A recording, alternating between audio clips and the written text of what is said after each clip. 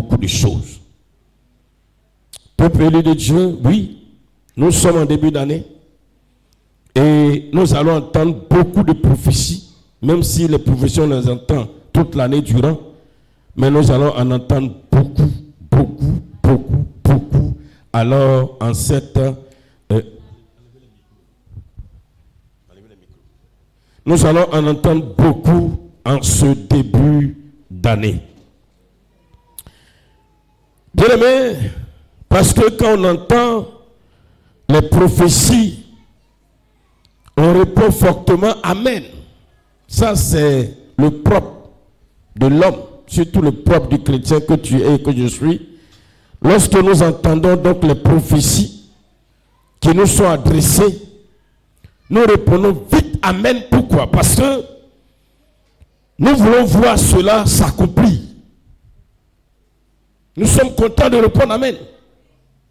Car pour chacun, c'est Dieu qui a parlé. Donc si Dieu a parlé, pourquoi ne pas répondre Amen? Il faut répondre Amen pour que cette prophétie s'accomplisse. Il faut répondre Amen pour que cette prophétie se réalise. Mais est-ce que la parole à laquelle tu as répondu Amen, est-ce que véritablement c'est une prophétie qui vient de Dieu? Alléluia. Ça peut venir de Dieu comme ne pas venir de Dieu. Et c'est de ça que nous allons parler pour que durant l'année 2025, nous ne soyons pas donc des victimes d'une prophétie du diable à laquelle nous avons répondu Amen.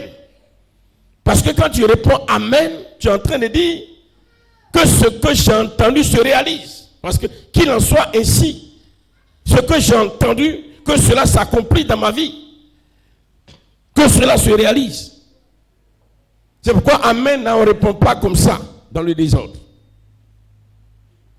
Il faut avoir le discernement avant de répondre Amen. D'abord, qu'est-ce qu'une prophétie? Qu'est-ce qu'une prophétie biblique? La prophétie se définit comme quoi? C'est quoi? La prophétie, c'est un message donné par l'esprit de l'homme sous l'inspiration d'une divinité ou d'un esprit supérieur à lui. Beaucoup ont tendance à croire que la prophétie, c'est lorsqu'on annonce les événements futurs. Ce n'est pas la définition. La prophétie, c'est une parole ou bien quelque chose qui est une parole qui est un événement ou bien, je ne sais pas, quelque chose qui est annoncé par notre esprit. Mais comme l'esprit ne se voit pas, la prophétie peut être alors orale, c'est-à-dire par la bouche, on entend. Comme aussi la prophétie peut être gestuelle, comme cela s'est passé pour le cas de Paul, avec, comment il s'appelle déjà là? Comment il s'appelle? Comment s'appelle ce prophète là? Qui a lié la ceinture là? Aidez-moi un peu. Agabus, avec le prophète Agabus, comme ce fut aussi le cas du prophète Ézéchiel, qui a beaucoup fait de prophéties gestuelles. Par des mouvements, il ne parle pas. Mais il fait des mouvements et tout ça. Et puis il y a quelqu'un qui a le discernement, qui a l'interprétation, qui interprète. Donc c'est l'esprit qui manifeste cela. Et donc, l'esprit le manifeste, ou bien manifeste la prophétie, le message, dans le message. Et ce message est inspiré d'un esprit supérieur à lui, d'une divinité, d'une entité. C'est pourquoi il y a 3 types de prophéties. Il y a la prophétie donnée sous l'inspiration du Saint-Esprit. Là, c'est le Saint-Esprit qui parle à l'Esprit et l'Esprit communique. Il y a cette prophétie d'abord. Suivez attentivement. Il y a la prophétie donnée par le Saint-Esprit. Là, le Saint-Esprit, il parle à ton esprit entend ton esprit reçoit, ton esprit perçoit et ton esprit transmet. Soit par la bouche, soit par des mouvements, soit par des actes, soit par des faits. Il y a la deuxième prophétie, c'est la prophétie donnée sous l'inspiration du faux prophète. Le faux prophète, c'est qui? Quand vous voyez dans la parole de Dieu, Dieu, son ennemi, c'est Satan. Jésus, son opposé, si vous voulez, son opposé. Dieu, son opposé, c'est Satan, le diable. Jésus, son opposé, c'est l'antichrist. Le Saint-Esprit, son opposé, c'est le faux prophète. Le faux prophète, ce n'est pas un homme, c'est un esprit. C'est le contraire du Saint-Esprit. Donc, il y a donc la prophétie qui est un message donné par notre esprit sous l'inspiration du faux prophète, si vous voulez, du diable. Vous voyez, c'est le diable, tout le monde connaît. Mais il faut employer les mots, le faux prophète. Donc, ça veut dire que cela vient du diable. Donc, la prophétie donnée par l'esprit sous l'inspiration du Saint-Esprit, ça vient de Dieu. La prophétie donnée sous l'inspiration du faux prophète, ça vient du diable. Et la dernière prophétie, c'est la prophétie venant de la chair. La chair ici, c'est quoi? C'est ta pensée humaine. Ce que toi tu penses. Tu as vu, tu as analysé, tu as fait une analyse et tu donnes un résultat parce que tu as été témoin de certaines choses et puis tu en fais en même temps une prophétie comme si ça c'est la chair. Ça c'est pas Dieu, c'est pas le diable, mais c'est ton flot même, toi-même là, ta pensée humaine là. Voilà, ton analyse propre et tu en fais une prophétie. Voici les trois types de prophéties. Et la deuxième prophétie, c'est-à-dire la prophétie donnée sous l'inspiration du faux prophète. Prenez note pour ceux qui prennent note, dans le cas contraire, vous pouvez réécouter, c'est très important. La prophétie donnée sous l'inspiration du faux prophète venant du diable. Et la troisième, qui est la prophétie venant de la chair, c'est-à-dire qui vient de la pensée humaine. Bien aimé, ce sont ces deux qu'on appelle la divination. La divination.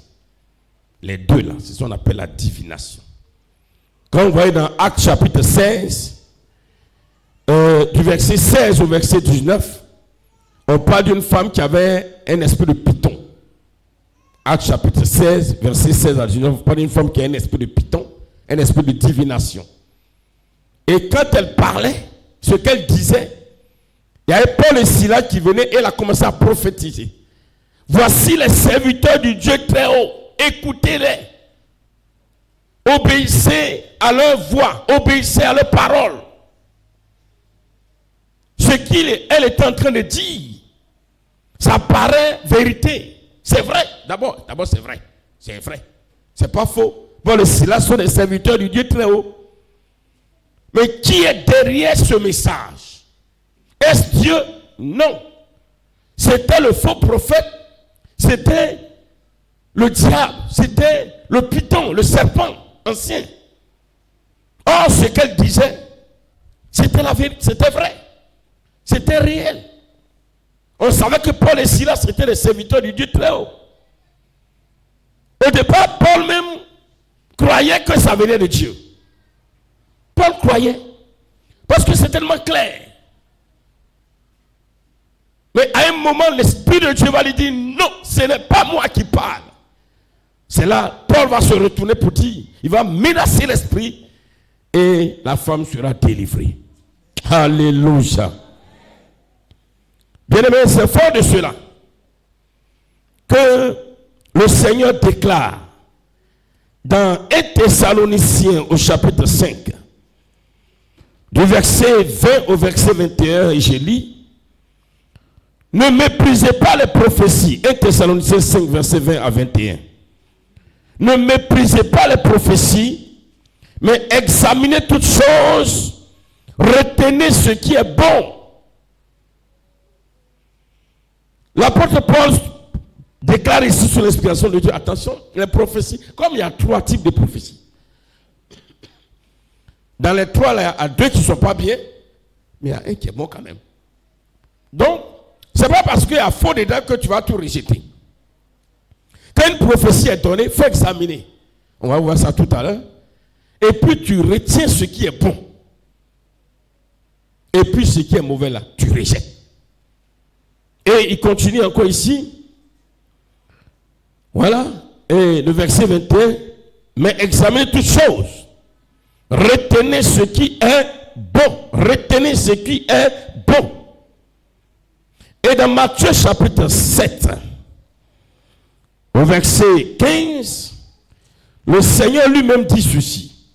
Matthieu chapitre 7, verset 15. Gardez-vous des faux prophètes. Ils viennent à vous en vêtements de brebis, mais au-dedans, ce sont des loups ravisseurs. C'est-à-dire, quand ils viennent, l'extérieur paraît, c'est-à-dire, ils vont se mettre au milieu du peuple. Ils vont te mettre dans le peuple. Ils vont faire partie du peuple de Dieu. C'est pourquoi on dit ils viennent en vêtements de brebis. Ils sont au milieu des enfants de Dieu. Ils louent, ils chantent, ils prient, ils font tout. Tout ce que nous faisons, ils font aussi. Ils participent à toutes les activités. Mais à l'intérieur, c'est-à-dire l'esprit qui est leur esprit, ne reçoit que ce qui vient du diable. En termes de prophétie, c'est pourquoi faites attention. Ne vous fiez pas à l'apparence. Alléluia. Alléluia.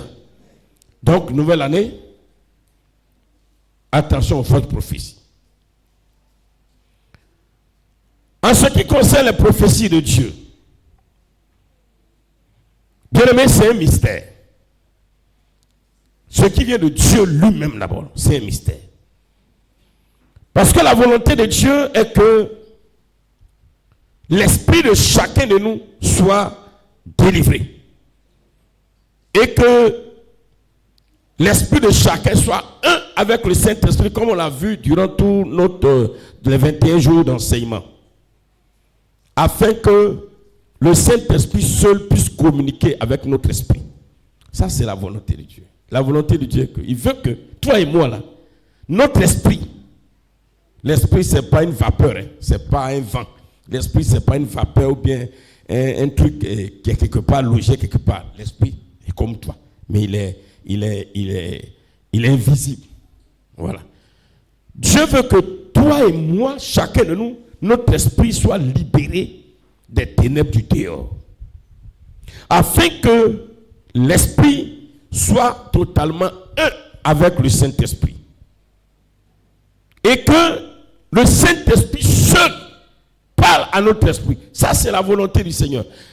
Dieu est tellement jaloux. C'est qu'on dit Dieu est un Dieu jaloux, c'est ça qui est là. Sa jalousie, c'est pas comme pour nous là. C'est pas la jalousie des palabres là. Comme quand une femme est jalouse, c'est pas là. Quand un homme est jaloux, c'est pas là. Pour lui, c'est pas comme ça. La jalousie de Dieu, c'est qu'il veut être le seul propriétaire de notre esprit. Dis à ton voisin, Dieu veut être le seul propriétaire de ton esprit. Dieu veut être le seul propriétaire de notre esprit pour que lui seul, il puisse parler à notre esprit. Tous ceux qui viennent à Christ, voilà la volonté du Seigneur. Il veut être le seul propriétaire de notre esprit. C'est pourquoi il est jaloux. C'est pourquoi, quand il arrive à être un avec un esprit, il veut, il préserve, il apporte tout ce qu'il faut. La nourriture, l'enseignement, le message, l'éclairage, la lumière qu'il faut pour que l'esprit reste avec lui. C'est pourquoi Genèse a dit, l'homme quittera son père et sa mère et s'attachera à sa femme. Et les deux devenus une seule chair. C'était de lui qu'il s'agissait. C'est pourquoi nous sommes épouses de Christ. Notre esprit est épouse. Donc Jésus quitte son père, l'Éternel, sa mère, le royaume des cieux. Galates chapitre 4. On a déjà lu ça une fois. On a expliqué. Notre mère, c'est la Jérusalem d'en haut. Et il vient sur terre. Il s'attache à ton esprit, à mon esprit. Et lui, son esprit et notre esprit deviennent un. Ça, c'est le mariage divin. Ce qui vient du Seigneur lui-même.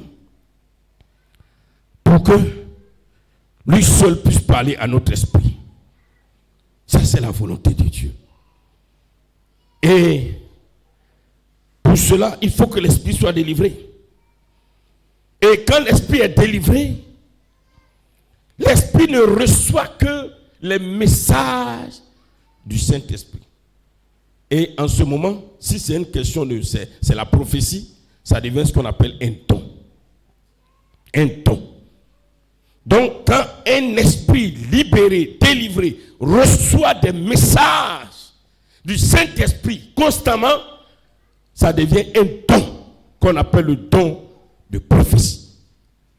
Parce que ton esprit maintenant, le Seigneur dit, bon, l'esprit maintenant est libéré, je vais lui parler constamment pour que lui aussi, il puisse parler aussi à mes enfants, il puisse leur communiquer mon message. Il dit, bon, ce don-là, qui est le Dieu, lui Dieu son don, alors ça devient aussi ton don, pas que ça soit ta propriété absolue, mais parce que ça vient du Saint-Esprit, alors, bien aimé, ça devient maintenant un don de prophétie.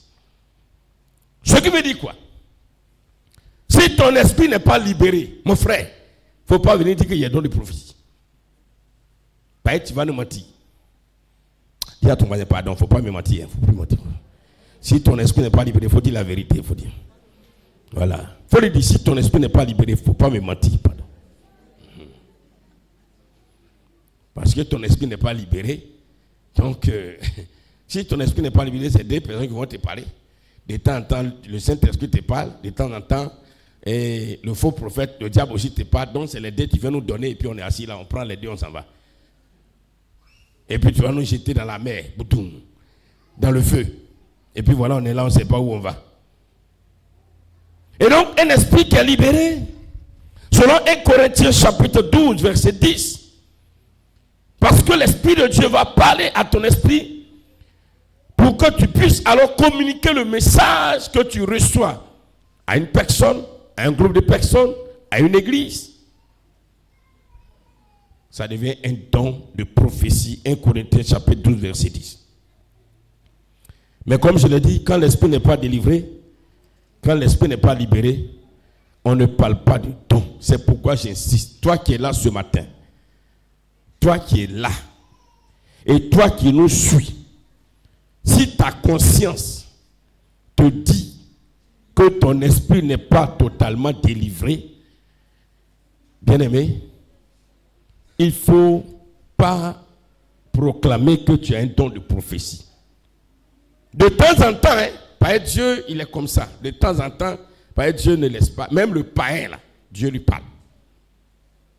Même le païen, le vendeur de liqueurs, le buveur de liqueurs, le plus, si on peut le dire ainsi, le plus grand prêcheur de la planète Terre, l'Esprit de Dieu parle à son esprit. Ce n'est pas pour ça qu'il va venir dire que non, j'ai prophétise. Donc, mon frère, pardon. Aujourd'hui, là, on est en janvier. On va commencer une nouvelle année. Pardon, Yaki. Si tu sais que ta conscience, sait que ton esprit n'est pas totalement libéré, il ne faut pas venir prophétiser pour nous dire que Dieu dit.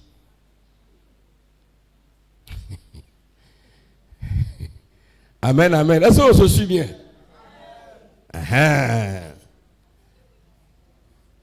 Parce que si tu le fais, la première personne qui sera punie, c'est toi-même. Parce que quand un esprit n'est pas libéré, et puis, tout le temps tu dis, Dieu m'a dit, ou bien tu te mets à prophétiser, ça devient une malédiction sur toi. Parce que tu mens sur le Seigneur. Mon frère, regardons-nous. Si quelqu'un s'en va dire chaque fois, il va là-bas, il va faire quelque chose, qui t'a envoyé? Non, c'est Flavien. Oh, c'est pas toi. C'est Flavien, c'est pas moi. C'est pas toi. Qu'est-ce que tu as? Tu seras content? C'est la même chose. C'est pourquoi quand je vous donne des exemples simples, des illustrations. Tu vas commencer à dire, ainsi parle l'Éternel, je suis l'Éternel. J'ai dit, hey, c'est pas moi. Hein? Moi, il ne t'a pas parlé. Toi-même, tu es encore en prison. De temps en temps, il te parle pour que je t'aide à sortir. Toi, tu as parlé à mon nom. En tant que qui? Hein? Voici l'une des principales raisons pour laquelle ceux ou celles qui disent qu'ils ont don de prophétie, là, ils ont trop de problèmes. Ah oui. Parce que ceux qui disent qu'ils prophétisent, là, ils ont plein de problèmes à cause de ça. Là. Parce qu'ils mentent trop. Ils mentent sur Dieu. Afin de mentir sur Dieu, Dieu est fâché avec toi. Mieux vaut mentir au moins sur un homme et puis tu vas t'en sortir. Même si c'est mauvais, que d'aller mentir sur l'Éternel.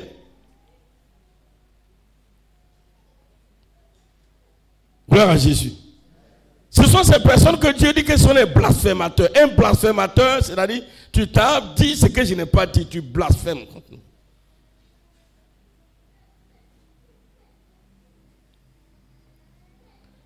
Ce sont ceux-là que Dieu appelle les menteurs. Un menteur, c'est celui qui parle au nom de Dieu. Oh, Dieu ne l'a pas envoyé.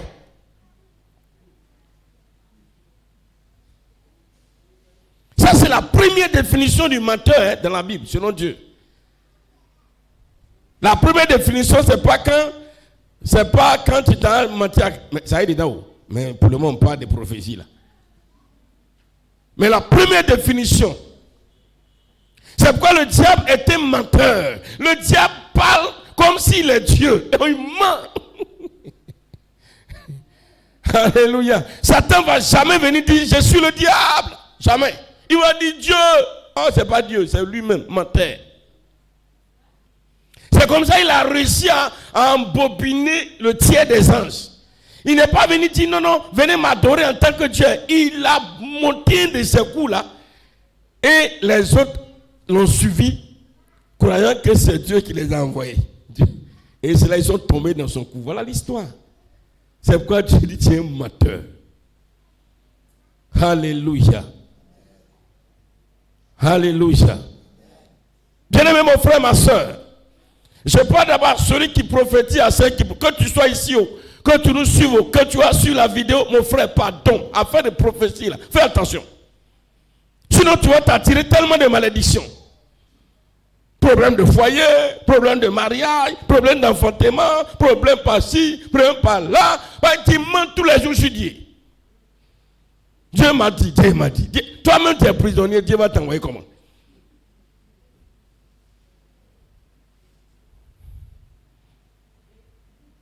Je parle terre à terre pour qu'on comprenne bien.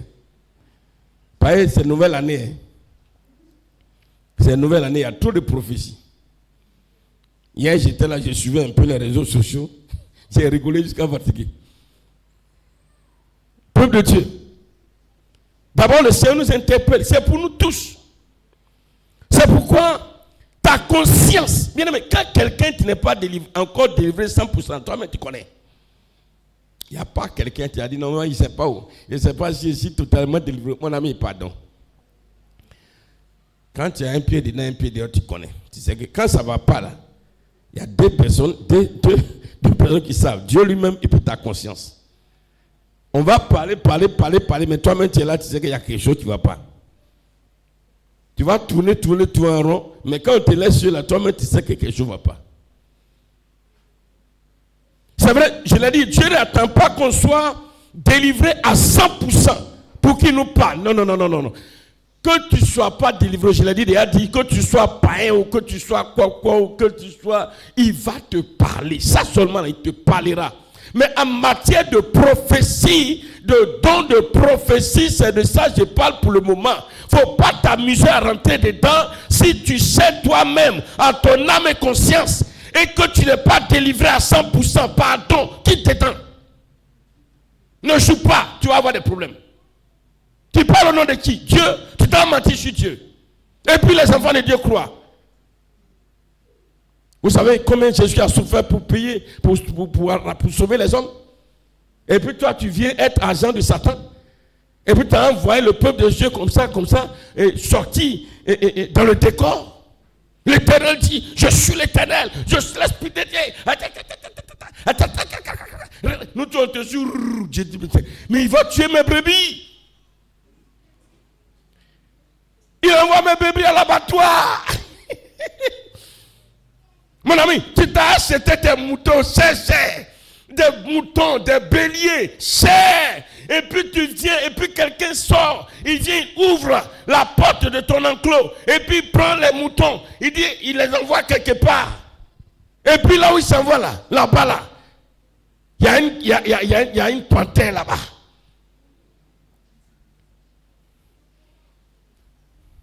Et puis, avant même qu'il n'arrive là-bas, la panthère a bouffé des. Et puis tu viens, tu le surprends. Oh, écoutez, répondez-moi. Tu as donné un bon salaire à mon frère, tu as bien fait, vraiment, voilà ton salaire. Mais il y a longtemps, la gendarmerie, j'ai appelé gendarmerie, commando, policiers, eaux et forêts, douaniers et tous. Ils vont venir grouper tous toi. Alléluia. C'est la même chose. C'est pas pour mieux comprendre Dieu, il faut ramener à toi. C'est comme ça qu'on comprend mieux la parole. Parce que Dieu n'est pas en haut comme ça. Dieu, il est dans tout ce que nous faisons là. Tout ce que nous faisons sur tes dieux est dedans. C'est pourquoi Jésus, dans son ministère, au cours de son ministère, Jésus n'a pas. Il a dit, si je prends, je vous explique les choses des cieux, vous n'allez rien comprendre. Rien. C'est pourquoi il prend les choses de la terre pour nous expliquer le fonctionnement du royaume. C'est comme ça que Dieu fonctionne. Bien-aimés peuple de Dieu, faisons très attention. C'est pourquoi il le dit dans Jean chapitre 8, verset 44. Toi qui mens au nom de Dieu là, voilà ce que Dieu te dit. Voilà. Non, Apocalypse, non, Matthieu chapitre 12 d'abord. Excusez-moi, Matthieu chapitre 12, voilà. Matthieu chapitre 12, verset 31. C'est pourquoi je vous dis, tout péché et tout blasphème sera pardonné aux hommes. Mais le blasphème contre l'Esprit ne sera point pardonné. Quand tu mens sur le Saint-Esprit, que le Saint-Esprit t'a dit de parler, le Saint-Esprit t'a envoyé, le Saint-Esprit t'a donné un message, Dieu ne te pardonne pas. Et tu mens. Ici, là, il est en train de dire, tu blasphèmes. C'est-à-dire, tu parles au nom du Saint-Esprit et puis quelqu'un meurt dans ça. Quelqu'un perd sa vie. Quelqu'un quitte la voie de Dieu. C'est de ça qu'il parle ici. Il ne te pardonne pas. Donc, mon frère, histoire des prophéties, là. Pardon. Il faut être sage.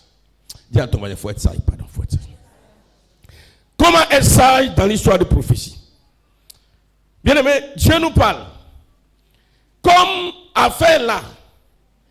Et je ne sais pas, moi-même, quand je prends, ma conscience me dit que de temps en temps, ma vie, mes songes, très souvent, c'est un peu bizarre, mélangé. Façon là. Donc le mieux, quand je reçois un message, je n'ai pas venu dire, Dieu m'a dit où.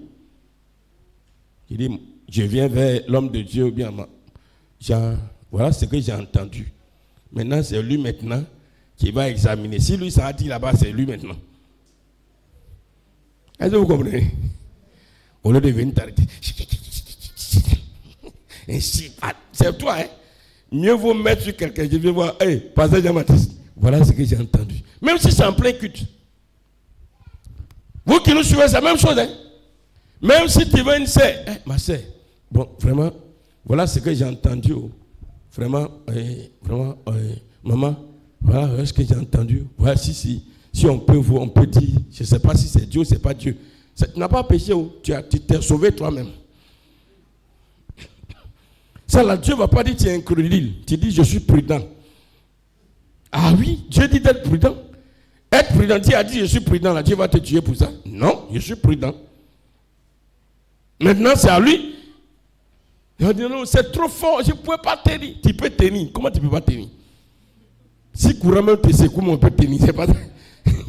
Non, je ne pouvais pas tenir, c'est trop fort. C'est trop. Mon ami, il faut rester. Il faut quitter dans ce trop fort là.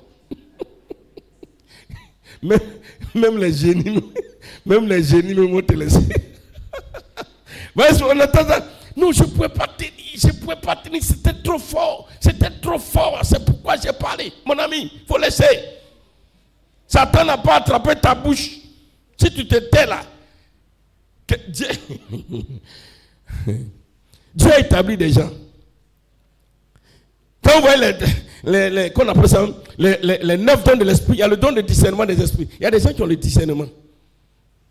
Voilà. Tu vas dire, bon d'accord, j'ai compris, attends. Quand on donne un message aujourd'hui, on donne demain, ça ne change rien. L'essentiel, tu as dit pour toi. Est-ce que vous suivez un peu ce matin? Non, je veux que tu... Ou bien vous voulez prophétiser sur moi? Pardon. Alléluia. Alléluia. Il faut être prudent. Parce que, regardez ce que Dieu dit concernant les blasphémateurs, concernant le menteur. D'abord, Jean chapitre 8.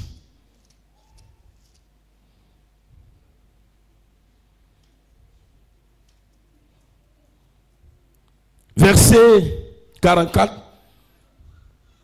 Vous avez pour père le diable et vous voulez accomplir les désirs de votre père. Il a été meurtrier dès le commencement, il ne se tient pas dans la vérité parce qu'il n'y a pas de vérité en lui. Lorsqu'il profère le mensonge, il parle de son propre fond car il est menteur et le père du mensonge.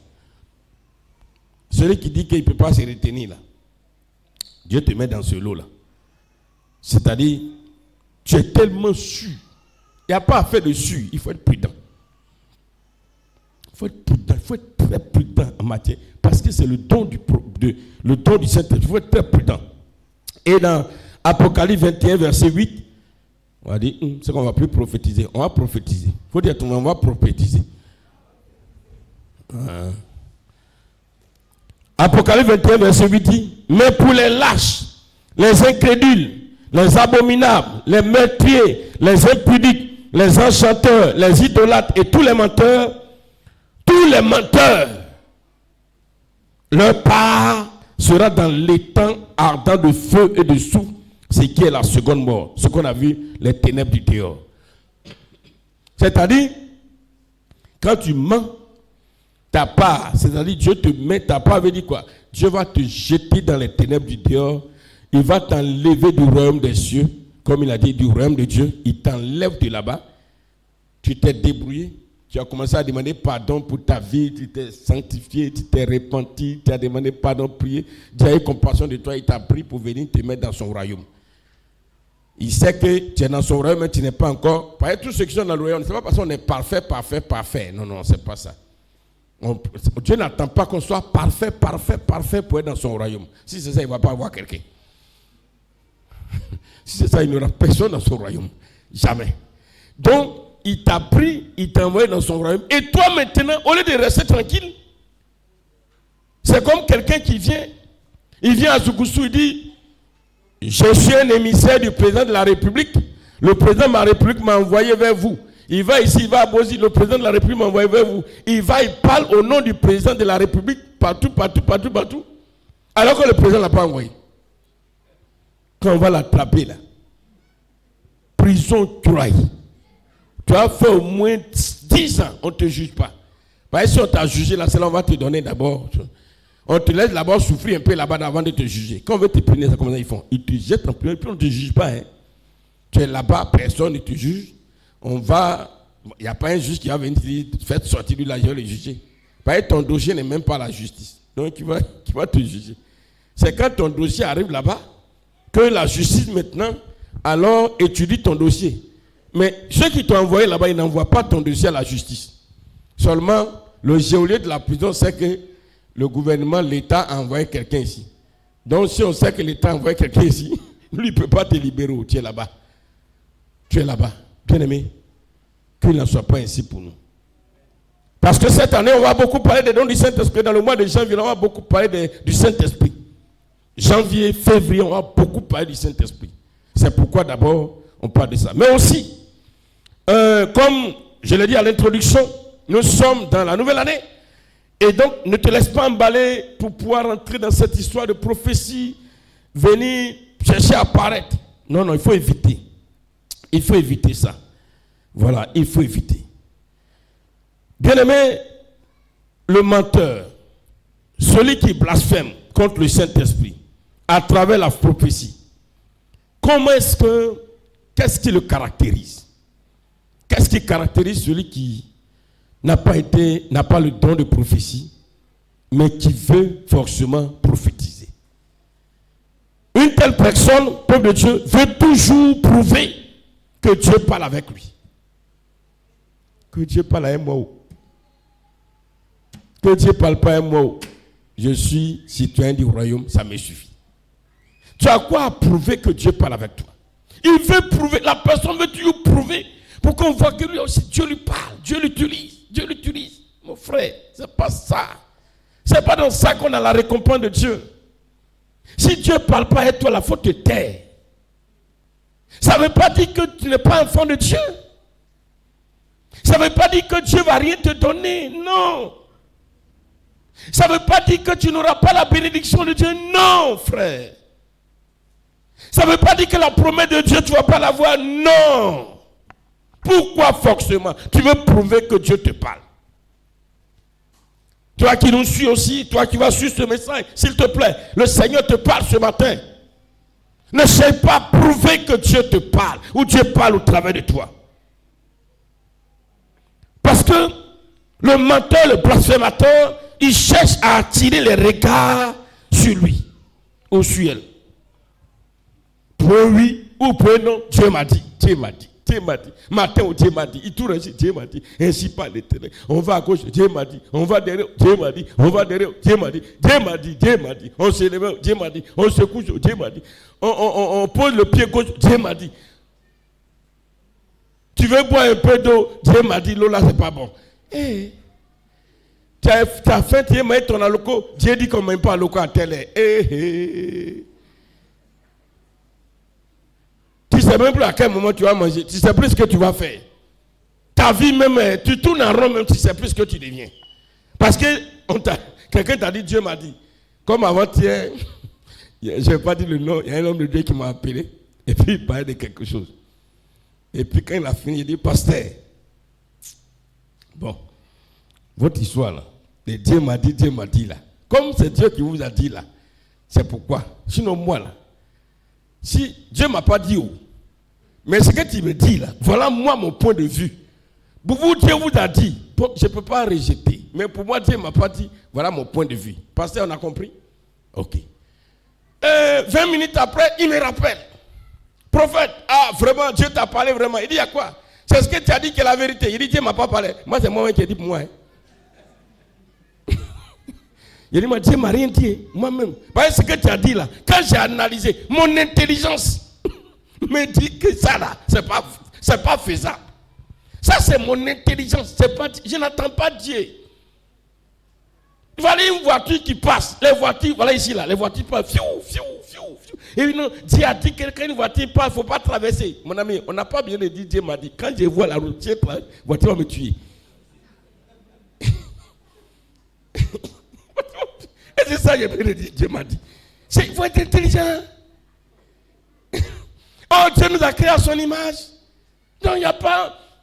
Dieu m'a dit, on respire. Dieu m'a dit, il fait chaud. Dieu m'a dit, il fait froid. Dieu m'a dit. Tu es en train de réfléchir à ton problème. Dieu m'a dit, toi-même, tu es là, mais tu es embrouillé. Tu ne sais même plus où mettre la tête. Après, il dit, vraiment, prophète, tu as raison. Il dit, mais ce que vous avez dit là, ça ne tient même pas, même. Ça ne colle même pas. Voilà. Et il y a un autre pasteur qui m'a vu. Là, il avait déjà appelé le pasteur aussi. Et puis, on s'est vu la fois passée. Il dit, le pasteur m'a dit qu'il va t'appeler. Il dit, effectivement, il m'a appelé. Et tu l'as dit, voilà ce que lui a dit. Que là, il m'a dit, là, moi, j'ai dit pour moi. Il dit quoi? Il dit, il a accepté. Moi, il dit, moi, je lui ai dit, il m'a dit, non, tais-toi. Dieu nous a dit. Il dit, bon, ça, c'est à vous, Dieu a dit. Moi, Dieu ne m'a pas dit. Il a suivi pour moi. Voilà. Et puis, on est resté calme. Oui. Ça va? 2025. On t'a déjà dit, Dieu m'a dit? Pas encore. D'accord. Aujourd'hui, tu sauras si ça vient de Dieu ou ça ne vient pas de Dieu. Le blasphémateur, le faux, il n'a pas dit le faux préparé, ce n'est pas un prophète. celui qui parle et qui est menteur et qui veut faire croire que c'est Dieu qui lui parle, dans les fausses prophéties, bien aimé, ça vient s'aimer la peur. Quand toi-même tu as peur, la fausse prophétie sème la peur. Je suis l'Éternel, je suis l'Éternel. Comme l'autre fois la sœur, l'Éternel dit, en fin d'année tu vas mourir. Ils ont déjà tout calé, il n'y a rien à faire. Il y a une sœur qui est venue ici, là, vous connaissez son histoire. Il a dit, il y a quoi? Elle tremblait comme ça. Son mari aussi tremblait. Il y a eu des prophéties qui disent qu'en fin d'année, vraiment, si les deux ne se séparent pas, le monsieur va mourir. Il dit, hey. Vous avez un enfant là, c'est pour qui? Elle dit, c'est pour nous. Tout, vous deux, oui. Donc, si elle meurt là, qui va s'occuper des enfants? Hein? Donc, Dieu même voit que tu vas venir veuve avec enfant et puis il va permettre qu'on tue ton mari. Bon, ce que je peux te dire, mais selon la voix de Dieu, tu ne mourras pas. C'est tout. Voilà. Ou bien s'il veut venir te marier, il n'a qu'à venir te marier et puis on va quitter derrière. Par l'histoire de il faut séparer, quitter ta femme et puis chose là. Puis là, il a vu dans le film, là, c'est toi, il veut venir prendre. Ça, c'est un autre cas. Là, c'est à nous, vous l'avez réglé. Alléluia. La peur. La peur. La peur. Et à cause de ces fausses prophéties, il y a des gens, ils sont dits dans la maison, ils ne se parlent pas. L'Éternel dit, et celle avec qui tu es dans la maison là, elle a parti à un groupe là, ils sont venus pour te tuer. Donc la nuit là, ils ont mis tous les pieds devant toi. Ils ont fait moins sain. Donc à partir d'aujourd'hui là, fais très attention. On me dit fais attention à quelqu'un, je n'ai pas fait attention. Hein? Mais j'ai fait attention. S'il vient et puis te parle d'une manière, il te salue là, regarde bien, avec quelle main il va te tendre, il va te saluer. Et il peut me rappeler chaque jour sa main qui me tend. Oh, vraiment. Mon vrai Kakou. Ça, ils sont là, tout le monde a peur, il y a la méfiance totale. Donc Dieu n'est plus puissant. Répondez-moi. Je vais vous donner. Dieu est où? Le Dieu que j'adore. Le Dieu que tu adores. Il est où? Alors. Et puis Dieu est sage. Dieu, il n'est pas sage. Dieu, c'est la sagesse. Dieu ne va pas venir vous diviser, vous deux dans la même maison et puis il va dire l'autre là veut te tuer. Dieu. Et puis vous êtes dans la même maison. D'accord. Il peut le dire. Je ne dis pas qu'il ne veut pas le dire. Dieu peut le dire. Maintenant, la suite. Quelle est la suite maintenant? La suite, voici le frère Luc. Sa femme est là, donc voilà sa femme là-bas. Nous sommes tous témoins, nous les anciens. Quand sa tante, la reine des sorcières, avec son groupe, ils ont tué sa femme. Devant tout le monde, devant là-bas, à Rio. Plus de 2000, 3000 personnes étaient dehors. Ce jour-là, cette nuit-là. Et la femme, elle a commencé à avouer, à confesser, devant tout le monde. Elle a commencé à citer ceux qui sont avec elle, et puis ils ont tué la femme. En ce temps, le Seigneur venait de la ressusciter. Le Seigneur venait de la ressusciter. Et elle venait, on était là, tout le monde était là. Elle est rentrée à faire sortir tout ce qu'elle prend pour faire la sorcellerie devant tout le monde. Mais à la fin, Dieu va dire à Luc, le voilà qui est là. C'est sa tante, c'est la soeur de son papa, même père, même mère. Mais il va dire, moi Dieu, aime-la. Si tu la hais, tu m'as haï. Si tu la rejettes, tu m'as rejeté. Donne-lui à manger, donne-lui à boire, occupe-toi d'elle. Ça, c'est ce qu'on appelle prophétie de Dieu. C'est pourquoi Dieu peut dire, mais quelle est la suite? Dieu ne va pas te dire de te méfier. Nous, on a eu plusieurs cas de figure dans notre maison ici. Vous êtes témoins. Pour ceux qui ont duré ici. Mais quelle est la suite de la prophétie? C'est pourquoi il dit, Dieu peut dire, ça peut arriver, Dieu peut dire. Mais Dieu ne va jamais dire de vous séparer comme ça. On sait comment mon fils, aujourd'hui il est grand, ce qui s'est passé ici. Quand Dieu a dévoilé la soeur devant tout le monde, a avoué, a raconté, a dit tout ce qu'ils ont fait dans la sorcellerie. Quand on a fini le culte, on a mis l'enfant au dos de la soeur. Tout le monde avait peur. Et elle prend encore votre enfant, il dit, mais c'est Dieu qui a dévoilé. Si Dieu n'avait pas dévoilé, moi il ne savait pas. Donc ce n'est pas maintenant, il a fait guerre. Il a fait palabre de ce que je ne savais pas. Si Dieu n'avait pas dévoilé, il a fait comment? Non, c'est pas quand je vais me méfier que ça va résoudre mon problème. C'est la suite.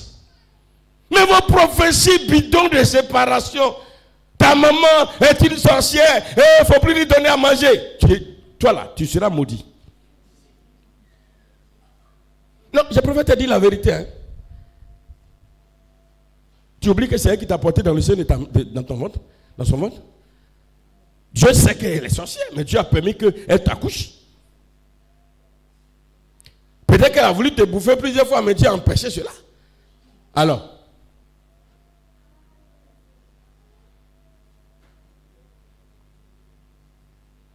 ta femme est ceci, ton mari est ceci, cela, voilà. Non, attention.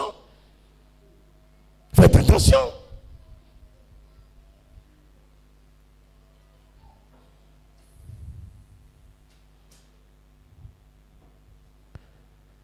La fausse prophétie crée la méfiance. On se méfie l'un de l'autre. Voilà Flavien qui est là. Il dit son fils est grand. Sa grand-mère qui n'est plus. Dieu a tout révélé. C'est elle a tout dit. Pour qu'aujourd'hui, pour avoir un enfant, c'était difficile. Mais Dieu a dit, il fallait qu'il s'occupe de sa grand-mère. Elle était vieille. Vous ne l'avez pas connue, on l'a connue. Il s'est occupé d'elle avec sa femme. Voilà sa femme qui est là. Que Dieu vous bénisse jusqu'à ce qu'elle meure. Il savait que c'est elle. Elle savait qu'elle veut. Dieu aussi a dévoilé. Nous tous on se regarde. Mais Dieu dit attention, voilà. Ne fais pas ça. Ne la rejetez pas. Vous faites ça, c'est pas bon.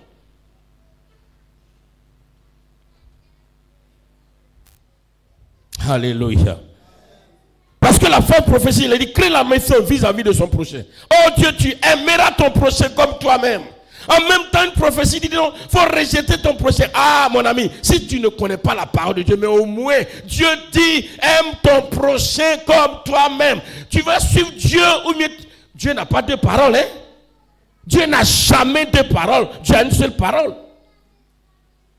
Dieu ne peut pas dire, aime ton prochain comme toi-même. En même temps, Dieu encore dit, et puis encore Dieu dit, tu aimeras tes ennemis.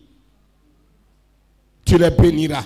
Et puis le même Dieu rejette pour dire, rejette ton ennemi. Oh non, c'est pas Dieu. C'est pas Dieu. Non, on n'a pas besoin d'aller à l'école biblique pour ça. C'est pas Dieu.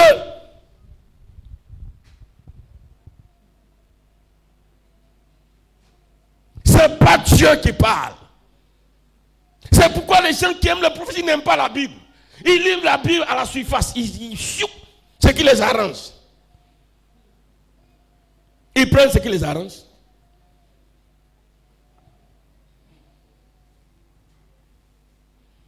Amen.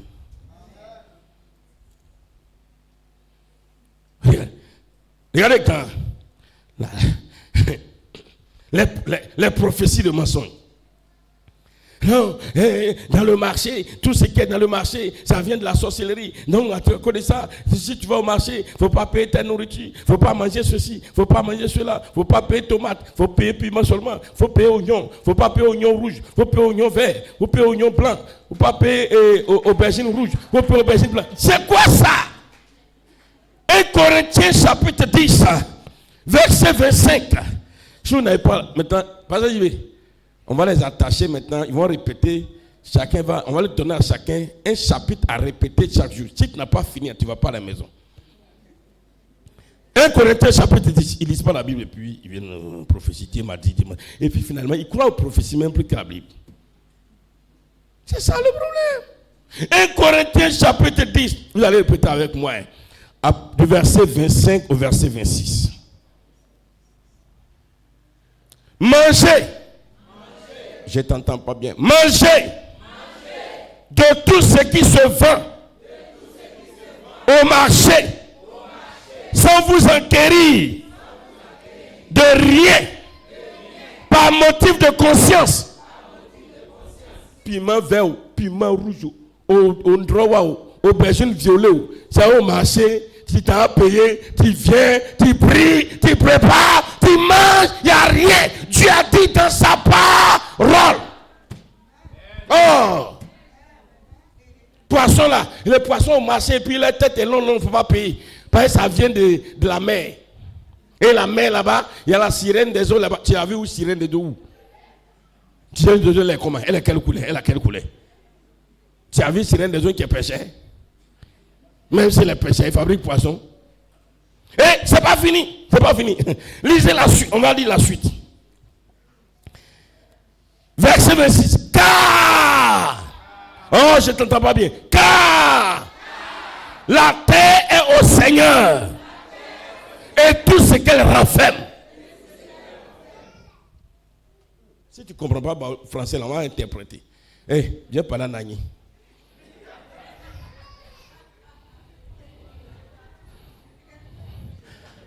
Bon, il est laissé l'agneau. Baoulé, viens. Non, il faut venir, Viens parler en baoulé aujourd'hui, viens. On a quand même le Seigneur. Avant, c'est un qui m'interprétait. Avant, on interprétait encore le message là. C'est un qui interprétait. Dieu dit, tout ce qui se vend au marché, on n'a qu'à payer, on n'a qu'à manger. La terre appartient à Dieu. Tout ce qu'elle renferme appartient à Dieu. L'eau appartient à Dieu. Tiens.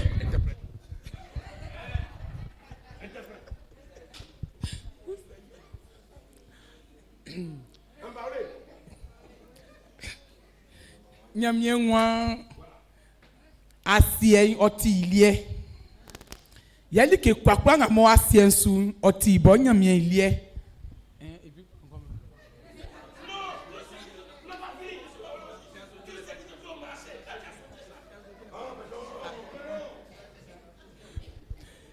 like kwakwa nga mo ogwambo ofda ke eto edi parce que oti bo nyamyen ilie. Le Seigneur, voilà. Voilà, viens.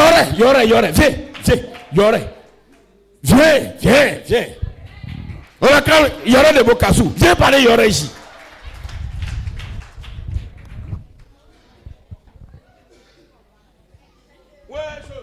Alléluia.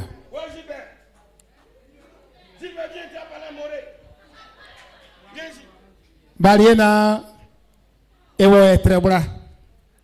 Et frère pra na mino frère temps fait perno wa temps frère agie blami elo ebri ebo we ye fenzi abora ye lafia e won frère bora keri bora be bora après femme e won kabri Jésus toda. Bien sûr que ces deux versets il a dit là pour lui il est trop long. C'est ça. C'est ça même. Oh, il va terminer amoré. Tous, tu parles amoré. Tu as compris, non? Parle amoré. Alors, tu vas parler en fond. On va parler toutes les langues. C'est le premier dimanche. On va parler toutes les ethnies. Ouais, Namie la tonton sans kirara. Bom ning fa son corbiton d'année Jésus yurendi. Tenga ya yeso yingre yeso. Ya zim ya bom ning fa bitonda. Ti a wena manan bom fa ta be dunia zu.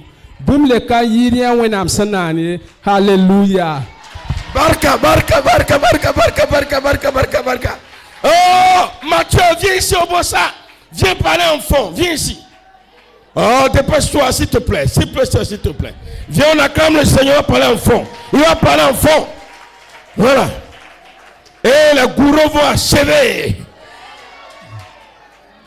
Voilà. Un Congolais, lui, le Congolais c'est français mélangé là. Viens, voilà.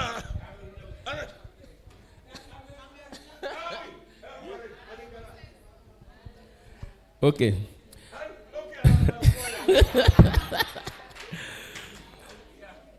Et puis, Maouton, nous devons gosser avec ma Dieu, Bihui Maouton. Nous devons salacrimer, et nous devons Bihui, et nous devons les doigts. Mon ami, on dirait que tu m'as doublé. Hein? Ton affaire n'est pas claire. Oui. Tu vas parler. Vous de là qui vient. Bon, viens. En lingala. On acclame le Seigneur, va parler en lingala. Viens parler sans lingala aujourd'hui. Oui, Zacharie. Vous, c'est quelle langue? Oui, c'est quelle langue?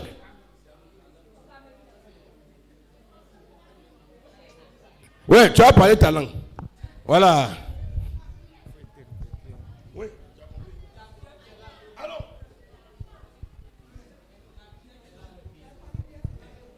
Nalobi biloko nyonso ezotekama na zandu. Mbisi nyonso bakoteka na zandu. Kende somba yaka nango lia. Soko lie loko moko ezate. Amen.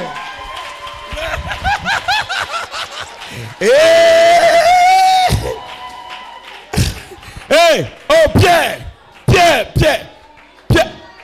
Oh, mais sa femme vient. Yes! Sa femme va venir parler en lobby. Viens, on acclame le Seigneur. Elle va parler en lobby. C'est le premier dimanche. Hey, il y a une soeur qui m'a écrit ton phone là, on dit c'est propre. Ah! Elle dit c'est propre. Tu as tout dit. Voilà, on acclame, elle va parler en lobby. Hein? Voilà. C'est lobby ou c'est Brifort? C'est Brifort ou bien c'est lobby? Lobby. Et tu es sur lobby.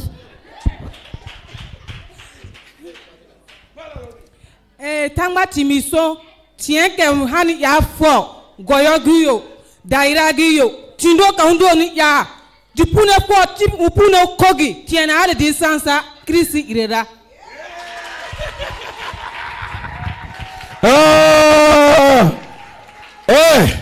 Oui, Gouro.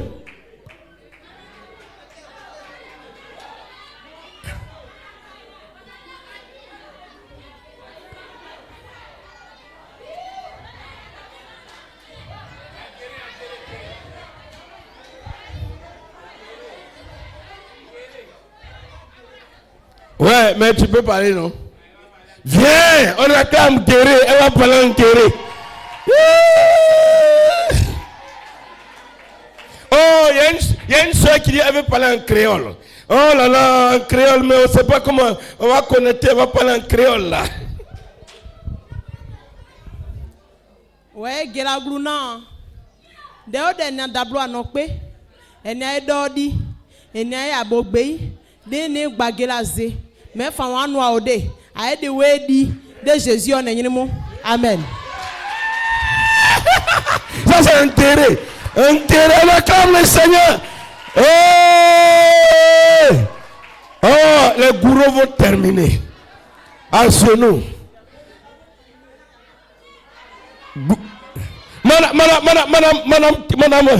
Madame Kakou vient parler gourou pipi là. Pas lui, il va me dire, ou bien tu veux venir un peu. Non. Elle va venir. Voilà, on acclame le Seigneur. Voilà, son mari rit comme ça. Mais il y a ceux qui comprennent gourou maintenant. Hein? Oh. Hein? Tu ne comprends plus gourou?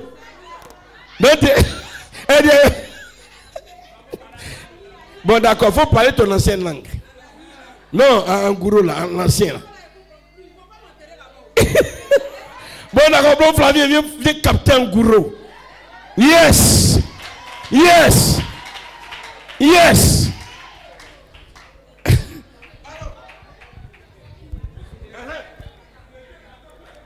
Gakri balibrena treo ezere freo ezere adifenu fanio ezere de ka guru de ka bo fredi ka lo ka si ka ba ke drupata ye kabri mise en Jésus toyan.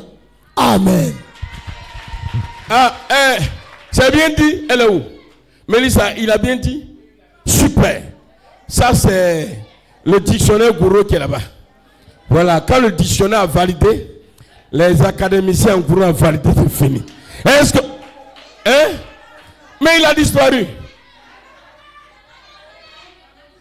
Il est où? Il est où là? Mais viens!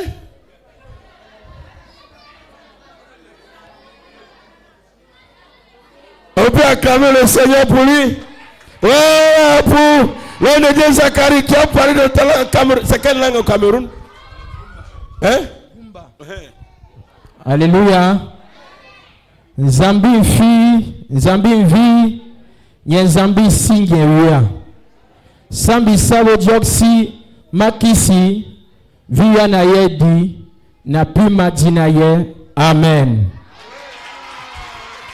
Tu as compris? Ah, comment tu comprends pas? Faut apprendre. Et on est beaucoup ici. Où est ta bonne là? Où?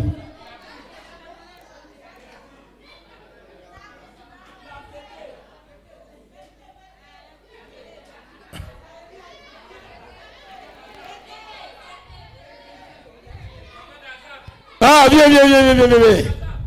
Elle est où, viens. Voilà. Alléluia. Est-ce qu'on peut acclamer le Seigneur? Voilà. Donc, bien aimé, voilà. Quand tu donc, c'est un genre de prophétie. Finalement, tu sais plus ce que tu vas manger. On ne mange pas ça où? On ne mange pas de béo. On ne mange pas tête d'agouti. On ne mange pas aubergine qui est un peu long. Quand tu vois, c'est un peu long. Et puis, on ne mange pas. Finalement, on mange quoi même? On mange quoi? Bien-aimé peuple de Dieu. Peuple de Dieu, non. Et encore, on continue. Dans 1 Corinthiens chapitre 10, le même passage, quand tu lis la suite, le verset 27, même quand un croyant t'invite. Si un non-croyant vous invite, si un croyant vous invite et que vous vouliez y aller, mangez de tout ce qu'on vous présentera sans vous enquérir de rien par motif de conscience. Premièrement, c'est ça. On s'arrête d'abord là. Un non-croyant t'invite.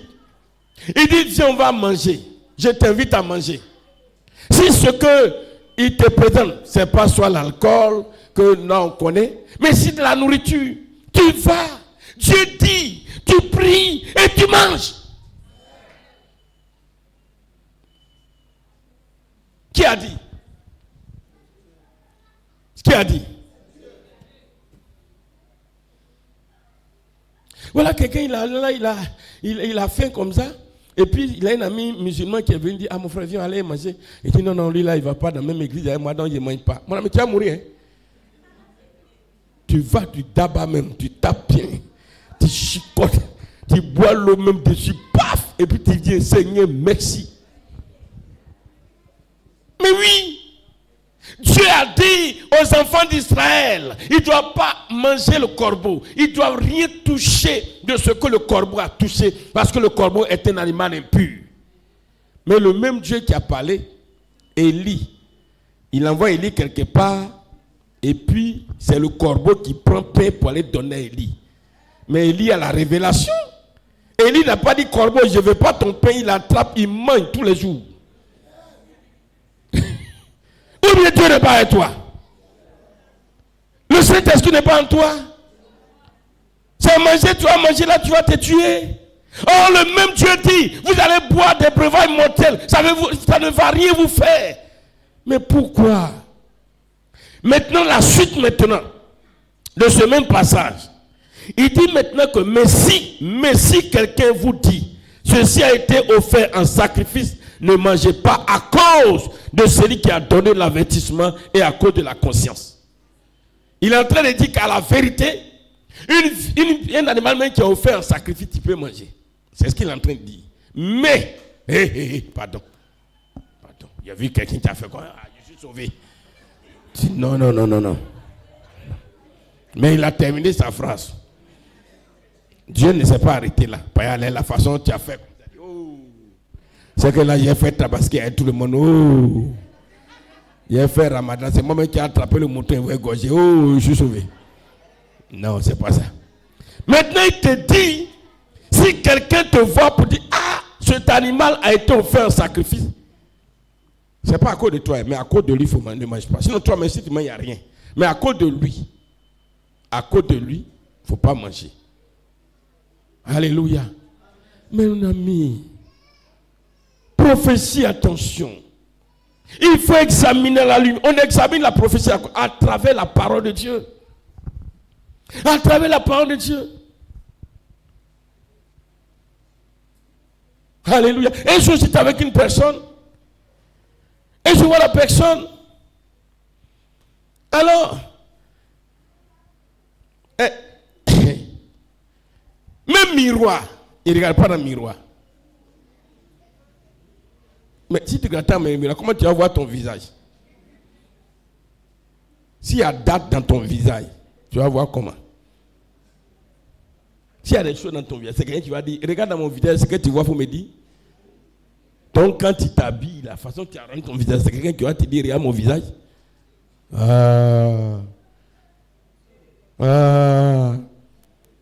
Miroir là on trouve, c'est pas au marché. Dis à ton mari, pardon. Faut pas tu peux blaguer les gens, mais moi me blague pas. Miroir là c'est au marché on vend. Donc si il ne regarde pas dans le miroir, comment il peut me regarder moi-même? Non frère. Dieu a donné l'intelligence à l'homme de pouvoir créer des choses pour que l'homme puisse l'utiliser pour son bien-être. Alléluia. Quand il n'y avait pas le miroir, les gens se regardaient à travers l'eau ou bien à travers, il y avait des pierres polies bien et puis ils se regardaient. Mais Dieu a donné l'intelligence à l'homme. L'homme a permis de créer ces choses et ils vendent. Tu regardes, ça fait quoi? C'est dans le miroir, il a regardé, Satan va sortir pour me toucher. Jamais de la vie. C'est que toi, tu es un païen. Non, pardon. C'est que tu es un païen. Vous savez, Satan n'est pas dans mon miroir. Voilà. Si Satan est dans le miroir, c'est qu'on va enlever tous les rétroviseurs des voitures. Mais quand tu roules, tu regardes dans le rétroviseur, non? C'est le même miroir. Rétroviseur, il n'y a pas autre chose, c'est le même miroir là. C'est ça, on fait, on met là, et puis on donne une autre forme. Ça peut être carré, ça peut être rond. Donc, il faut enlever, si tu as voiture, il faut enlever le rétroviseur et puis vous garder à la maison. Si on ne t'a pas, policier ne t'a pas arrêté, toi, tu vas regretter d'avoir roulé voiture. On va te donner une amende terrible. Toi-même, tu vas regretter toute ta vie. Bien-aimé dans le Seigneur, les fausses prophéties sont contraires à l'œuvre de la croix. La vraie prophétie impose le fruit de l'esprit. Dans Galates chapitre 5 verset 22. La vraie prophétie du Seigneur. Quand on dit prophétie, elle t'amène à quoi? Elle t'amène dans Galates à pratiquer Galates 5 verset 22. La vraie prophétie va t'enseigner l'amour. La vraie prophétie va t'emmener la joie. La prophétie va te dire d'être en paix avec tout le monde. La vraie prophétie va t'enseigner la patience. La vraie prophétie va t'enseigner la bonté. La vraie prophétie va t'enseigner la maîtrise de soi. La vraie prophétie va t'enseigner la fidélité. La vraie prophétie va t'enseigner la douceur. La vraie prophétie va t'enseigner la bénignité. La vraie prophétie va t'enseigner ces genres de choses. Si on dit Dieu parle. Dieu parle à son peuple. Regardez les prophéties de l'Ancien Testament, ou bien les prophètes. Ils amènent le peuple alors à pratiquer ce qui est juste devant le Seigneur. C'est ça qu'on appelle prophétie. C'est ça qu'on appelle prophétie. Bien-aimé peuple de Dieu. Parce que souvent quand on dit prophétie, les gens disent, il va me révéler ce qui arrive. Non. Je vous dis ceci. Et c'est là on va terminer. La prophétie de la chair, à 95%, à 99%, ou encore, toute prophétie, pas toute, la prophétie de la chair, elle va te présenter, elle va te prédire, elle va te prédire ce que tu vas devenir, ce que tu vas être. Je n'ai pas dit que Dieu ne prédit pas ça. Mais quand ça vient de la chair, tout ce qu'il va te dire, tu vas te marier, tu vas travailler, tu vas avoir l'argent, tu vas faire ceci, ce que tu vas avoir, ce que tu vas posséder. Quand tu vas prophétie, tous les jours, on est dans ça. Non.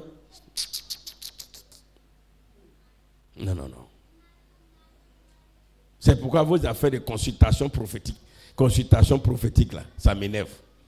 Parce que ce n'est pas Dieu. Si tu veux faire une consultation prophétique, il faut lire la Bible. Tu vas bien consulter. Voilà. Là, quand tu consultes, c'est vraie consultation prophétique, là. Les docteurs nous donnent un exemple. Quand tu vas à l'hôpital, quel que soit ton mal, tu vas expliquer. Quand tu finis d'expliquer, il prend alors son truc et puis il fouille dedans. Il sort à part de son livre. C'est comme ça. Ah, je m'en vais consulter le Seigneur. Si je vais me marier cette année. Oh, je ne suis pas l'Éternel. Ma soeur, le Seigneur t'a dit en novembre, on va te faire porter la bague. Amen. En février, tu vas le faire quand même. Tu vas voyager, tu vas aller à Paris, tu vas revenir à New York. Amen. Gloire à Jésus, je reçois. Oh, il faut laisser ça. Il ne faut pas dire je reçois, il faut t'écouter seulement. Et puis il faut quitter la diapathie. Si ça s'est accompli, gloire à Dieu. Si ça n'a pas accompli,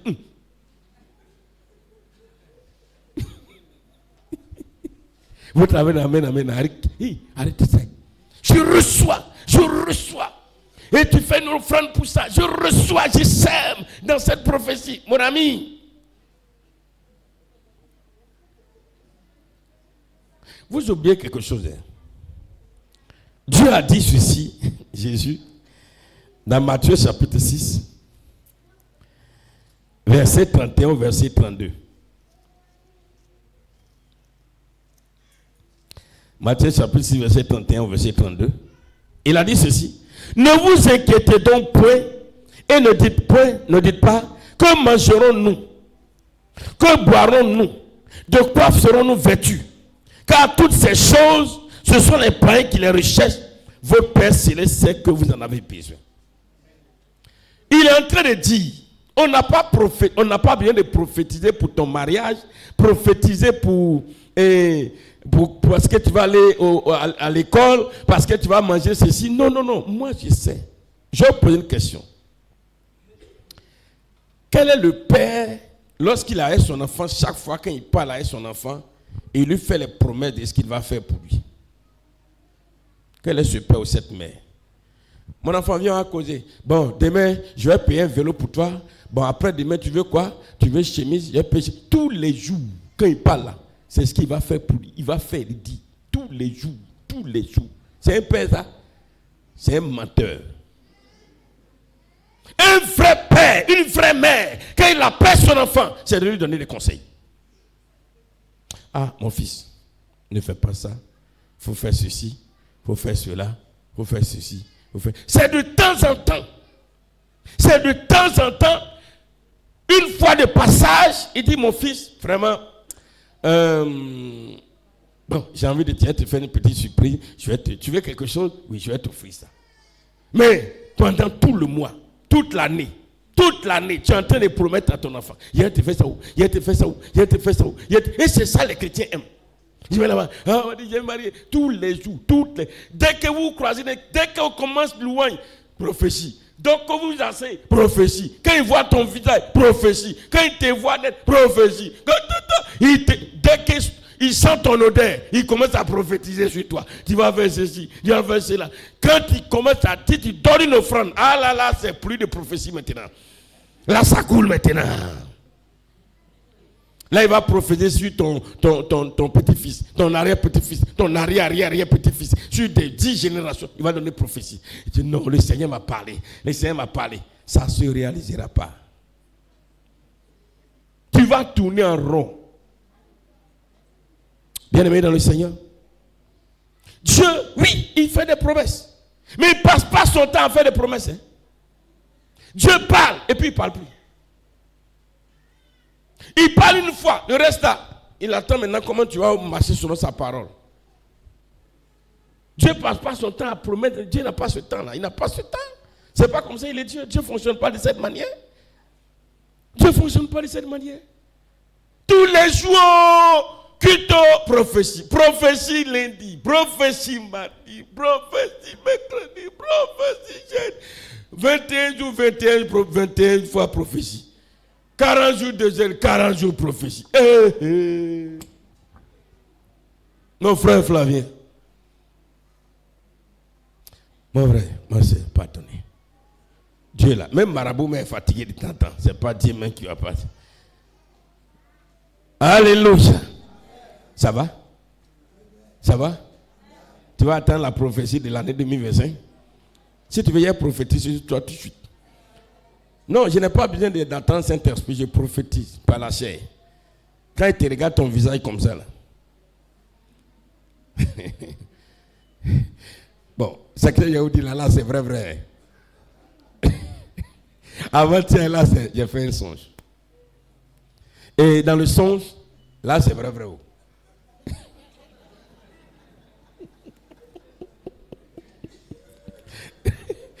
Donc, celui qui n'a pas fait là, c'est son problème. J'ai fait un songe et on était au temple. Et j'étais en train de dire au pasteur Jean-Baptiste,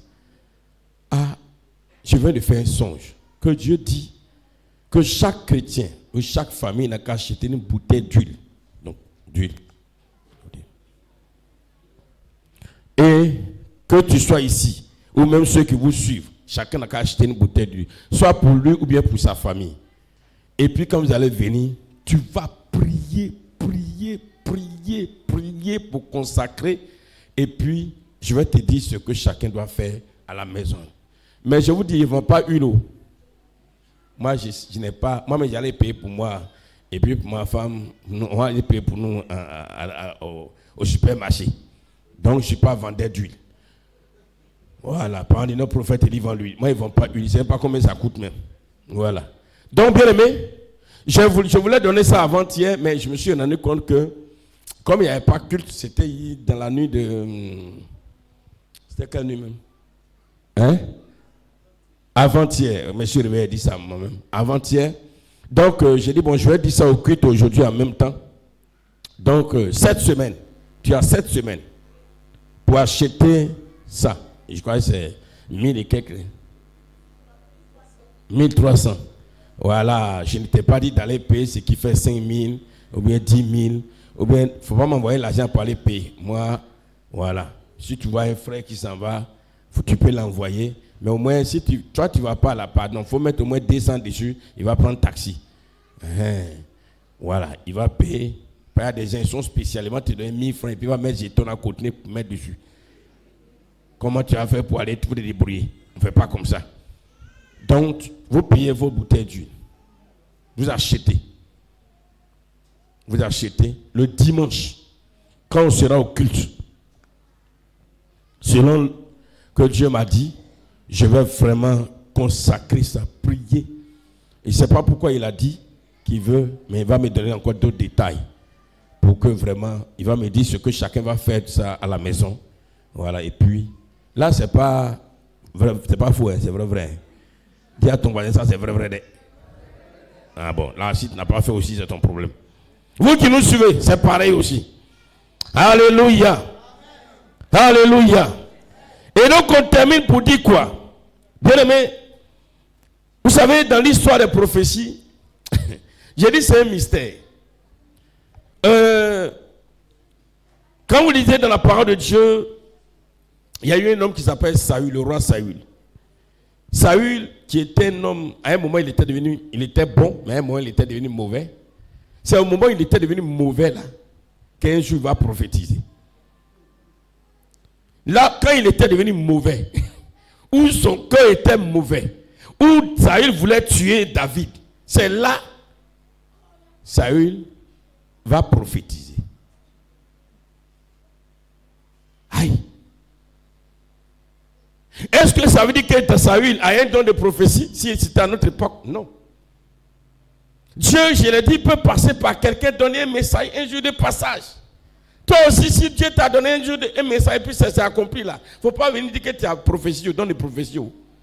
C'est un jour comme ça, il est passé par toi, comme un fou peut être là et puis Dieu va passer par lui, il va dire une parole. Et puis ça s'accomplit. Et puis automatiquement, tu viens te dire, moi maintenant j'ai don de prophétie. Tu vas forcer, tu vas te mettre dans un problème cadeau. Donc Saül, au moment où il était dans sa période où il voulait tuer David,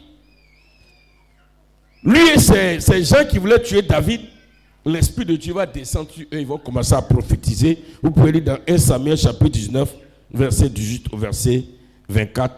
Je lis ça et puis c'est fini. Et puis on passe à la Sainte Seine et on se sépare. 1 Samuel 19, verset 18 au verset 24.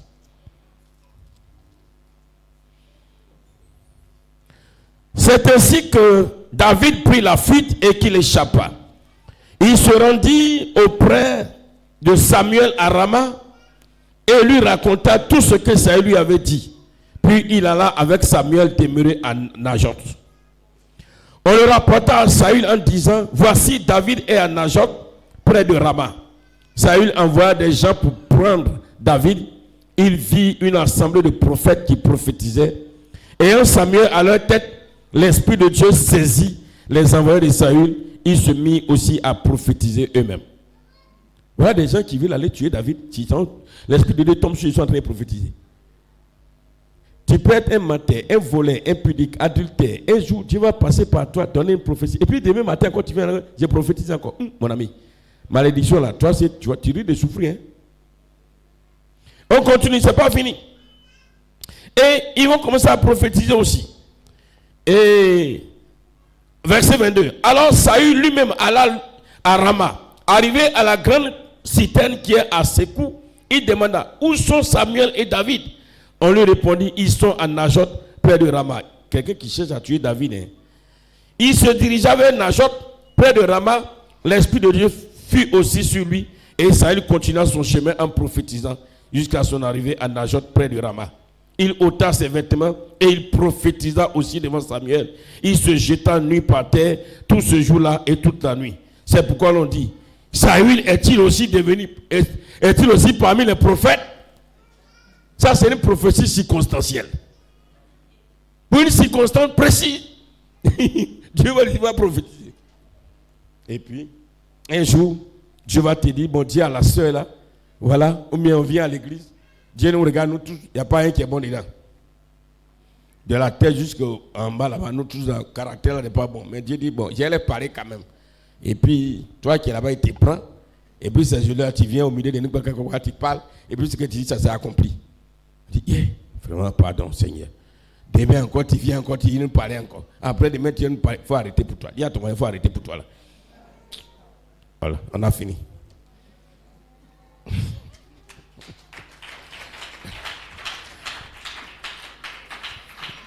Alléluia.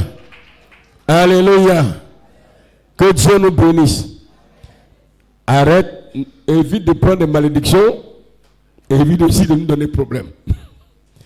Bien-aimé peuple de Dieu, que Dieu nous bénisse ce matin. On va se tenir levé, je vais prier.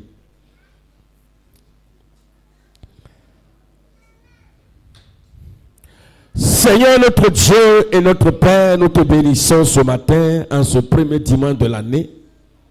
Il t'a plu, Père éternel Dieu, de nous avertir à nous méfier des prophéties. Parce que Seigneur, tu parles certes, mais le diable et la chair aussi, Seigneur, viennent prophétiser, viennent donner des prophéties afin de nous égarer. C'est en cela que tu as dit examinez toute prophétie et rejetez ce qui est mauvais, prenez ce qui est bon. Et tu nous donnes, Seigneur mon Dieu, le moyen pour examiner ta parole que nous devons connaître. Tu nous ramènes ici à ta parole qui est esprit et vie, ta parole qui est vérité. C'est pourquoi, Seigneur mon Dieu, Papa, tu nous as tout dit dans ta parole de la Genèse jusqu'à Apocalypse. Tout est là. Mais Seigneur, ton Église refuse de méditer. Ton Église refuse d'écouter. Ton Église refuse, oh Seigneur, de suivre les enseignements. Ton Église refuse d'être enseigné, Papa. Et nous nous attachons aux prophéties pour nous égarer. Aux prophéties pour nous faire peur. Aux prophéties pour nous détourner de la voie de Dieu. Père éternel, ce matin, il t'a plu de nous éclairer un peu. Nous avons besoin toujours de toi. Parce que nous sommes sur terre, au milieu des hommes. Et nous savons, oh Dieu vivant, Papa, que tu ne cesseras pas aussi de nous parler. Ce n'est pas parce qu'il y a des fausses prophéties que toi tu ne parleras pas. Tu es le suprême, tu es le souverain. Et tu parles à tes enfants, tu les éclaires. C'est pourquoi je prie que parmi nous, oh Dieu, il y ait de vraies prophéties au nom de Jésus-Christ de Nazareth. Que tes enfants qui nous suivent, éternel, là où ils sont, que Seigneur, leur esprit s'attache à ta parole, mais aussi d'examiner les prophéties à travers ta parole. Je veux compter sur ta grâce. Seigneur, je prie aussi, Papa, pour ceux et celles qui se disent, oh Papa, prophète ou qui prophétisent, Seigneur mon Dieu, que leur conscience les amène à se taire, à éviter la malédiction de Dieu. Parce que si Dieu nous maudit, qui va ôter la malédiction? Qui? Personne. Que ton nom soit béni. Merci à toi, Seigneur. Je sais que cette année, il y aura de bonnes nouvelles. Mais seulement si nous obéissons à ta parole. La bonne nouvelle ne vient que si nous sommes obéissants. C'est pourquoi toutes les promesses que tu fais sont conditionnées. Je veux bénir ton nom. Éternel Dieu de gloire, pour la révélation de l'huile, je veux te prier que chacun de nous se dispose. Que personne ne vienne dire le dimanche que j'ai oublié ou je n'ai pas pu. Je prie que chacun, Seigneur, se dispose. Parce que si tu as initié cela en début d'année, c'est parce que tu as quelque chose de grand à faire dans nos vies. Nous savons que, Père, l'huile d'onction est important. Jésus, toi-même, au cours de ton ministère sur bas, la Bible déclare que tu envoyais tes disciples et ils oignaient les malades et les malades étaient guéris. Seigneur mon Dieu, si tu as donné cette ordonnance, c'est parce que tu veux faire quelque chose d'extraordinaire, de glorieux dans notre vie. Je veux te prier, Papa, de disposer nos cœurs, de disposer nos vies, de disposer nos attendements. Merci, Seigneur, au nom puissant de Jésus. Amen. Bien, pendant qu'on installe le